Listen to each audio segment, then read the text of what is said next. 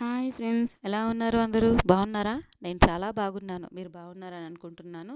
ఇవాళ నేను చూపించే రెసిపీ మిరపకాయ పొట్లం. దానికి కావాల్సిన పదార్థాలు: బజ్జి మిరపకాయలు, కట్ చేసుకున్న ఆనియన్, కొద్దిగా కొబ్బెర, పచ్చిదైతే చాలా రుచిగా ఉంటుంది. ఒక మిక్సీ జార్లోకి గసాలు, కట్ చేసుకున్న కొబ్బెర, కొద్దిగా ఉప్పు రుచికి తగినంత వేసేసుకొని మిక్సీ పట్టుకున్న తర్వాత దాంట్లోకే శనగపప్పు కూడా వేసి మిక్సీ పట్టుకోవాలి.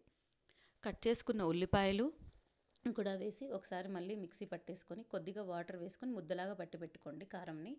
ఈ మిరపకాయని చూపించిన విధంగా కట్ చేసుకొని ఈ కారంని అంతా కొద్ది కొద్దిగా పెట్టుకుంటూ ఫిల్ చేసుకోండి. అన్ని మిరపకాయలు అలాగే ఫిల్ చేసుకున్న తర్వాత ఒక బాండీలో ఆయిల్ వేసి, కొద్దిగా ఆయిల్ ఎక్కువే పడుతుంది ఫ్రెండ్స్ ఈ కూరకి. ఆయిల్ని కొద్దిగా వేడెక్కాక ఈ మిరపకాయలన్నీ ఒక్కొక్కటిగా పెట్టేసుకున్న తర్వాత మంటని లో ఫ్లేమ్లో కాదు, అలానే హై ఫ్లేమ్లో కాదు, మీడియం ఫ్లేమ్లో పెట్టేసి ఈ మూత పెట్టి మగ్గించుకోవాలి. మధ్య మధ్యలో కలుపుకుంటూ మిరపకాయల్ని తిప్పుతూ ఉండాలి, లేదంటే అడుగు అంటుతాయి. ఒకవేళ కారం గనక ఉంటే అందులోనే ఆ కారం కూడా వేసి కొద్దిగా వాటర్ వేసి కలుపుతూ ఉండండి, అడుగు అంటదు ఫ్రెండ్స్. గోల్డెన్ కలర్లో ఒక మిరపకాయ వచ్చిన తర్వాత స్టవ్ని ఆఫ్ చేసేసుకోండి.